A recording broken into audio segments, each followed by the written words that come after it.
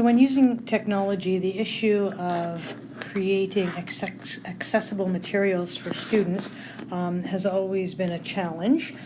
With Microsoft Office 365 and the iOS system, we found that we are able to utilize these tools in order to make written materials accessible for students.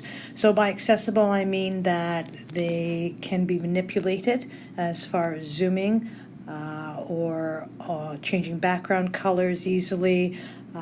Text-to-speech is functional, and the students can annotate on the document. So when I say accessible, that's what I'm referring to. So many materials that teachers use are often not digitized yet, but students who have access, or teachers who have access to an iOS system, an iPad, and to Office 365 are able to quickly and easily make those items accessible. We teach students as young as grade 4 to be independent in this process.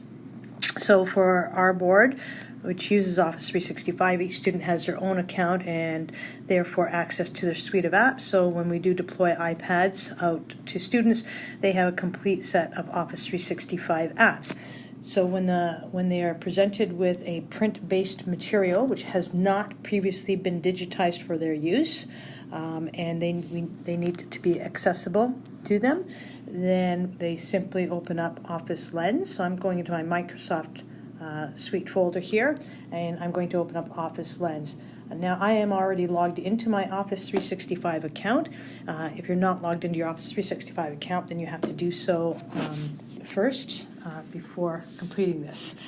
Now this is our document, and there's my microphone cord. I'm just going to get that out of the way, get my fingers out of the way. Actually, I'm going to turn this around so it's a little bit easier for me. And here is our document. We encourage the students to stand up, even put the item on the floor if they can't reach very high. And you see the red outline underneath. You'll notice in Office 365 that you have a couple of choices here on the side. We've got at the top, you can scan whiteboard, you can scan a document, business card, and even a photo, and make these items accessible. So I'm going to turn that around, I think, this way. There we go, just so I'm not getting my cord in the way. Yeah, sorry guys. There we go, let's do it like this. And I make sure I have the document in place, and I just hit the button. And it doesn't have to be, completely perfect. It is going to rotate the document, and I want to go this way. So I'm actually going to rotate this way here, and I'm fine with that. So I'm going to hit the check mark.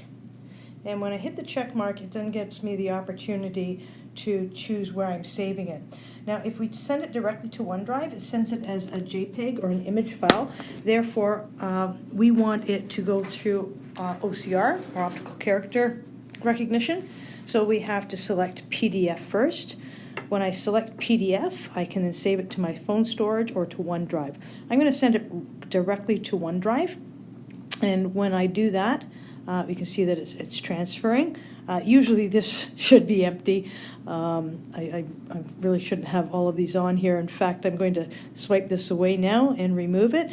And I should be doing everything else, but I won't waste my time here on this video. I'll do this later.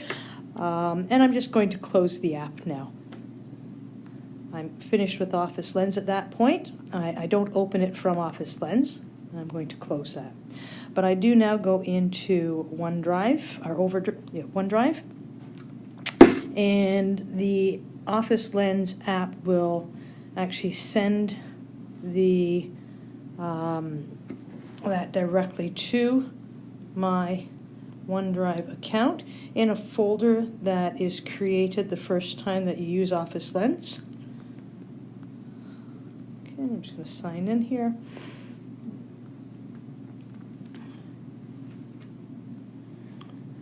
There we go. And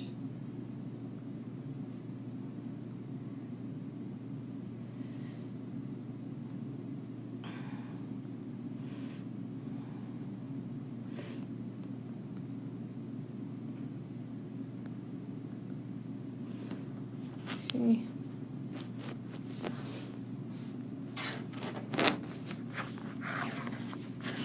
signed into my account, so now I just go to my Office Lens folder.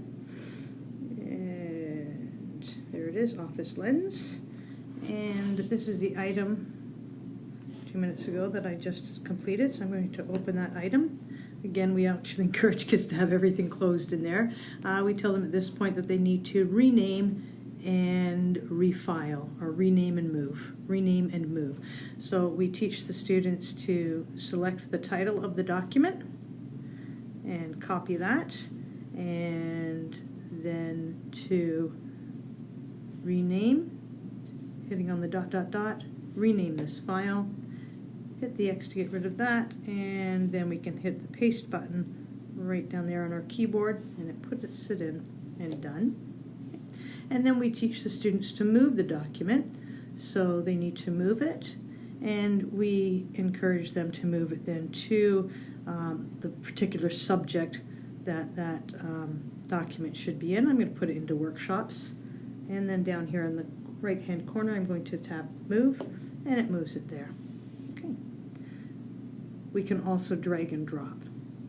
So let's go back here now, and we're going to go back into that file, and we're going to open the document. You'll see how the document is now accessible for the student. So they can select the text and choose their speak function, which has been turned on in the accessibility features. And you can't hear it because I have the headphones plugged in.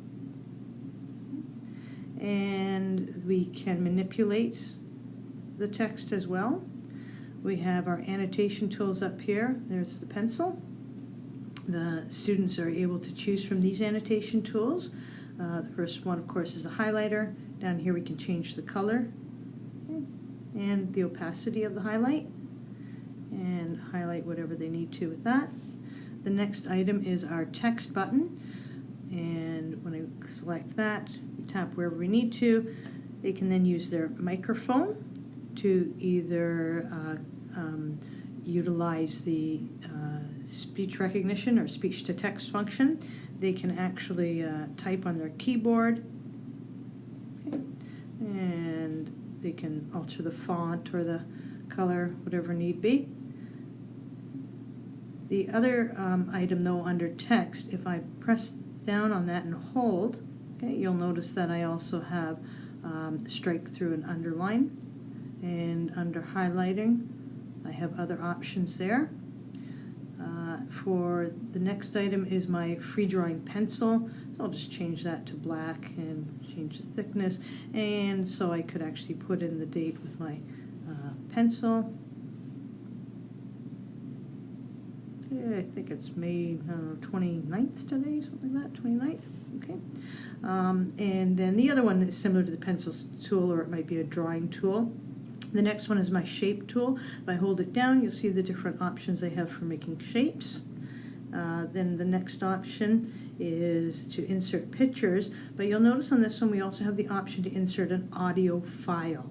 Okay, so if I tap on audio file, I think this is really, really important. If I tap anywhere now, so over beside number 1, okay, and I tap that, at the very bottom of the screen I have a recording button now. If I tap record, I can start recording. This is my answer. Stop. I can listen to it. Now, why is that so important? That's important because many, many, many students are scribed for on a regular basis, and I believe that when we scribe for students from a very young age, in fact, from the time we expect them to have written output, and if they're unable to accomplish written output on their own, we start scribing. I've gone into high schools and I've seen students as old as 18, 19 that are still being scribed for, and by continuing to do that, we are encouraging learned helplessness and dependency on others. When students leave our system, our school system, they are not going to have scribers with them. We need them, I believe, at an early age to start using independent tools by using a recording function. And the reason we would use this rather than speech to text is many students are unable to complete the thought processes completely in order to record an answer which is intelligible. text-to-speech, or speech-to-text, excuse me, is actually quite difficult to learn and takes a lot of practice. But recording is quite easy to do, and it is exactly the same as scribing. In fact, if you really wanted to scribe those answers afterwards, a teacher or an EA can actually take this digital document, listen, and then type or write the answers down if they wanted to. But as long as materials are being submitted digitally, a teacher is able to listen to the audio file and listen to the answer. I think this is hugely beneficial. Students don't really want to be scribed for. They will give you the quickest, shortest answer to leave the room. Teachers have many other things they need to be doing on their lunch hours or on their planning time or recess times rather than scribing for students. So I think that's an invaluable function in Office 365. Next, we have an eraser, which will work on free-handed items but not on objects. For those, you have to select and then delete. And then we have a cropping tool. We also have our undo button and our redo button. Okay. And we can also move this bar wherever we want to on our page. We don't necessarily have to have it on the right-hand side. We can have it on the bottom or the top as well. I believe on the top. Let's see.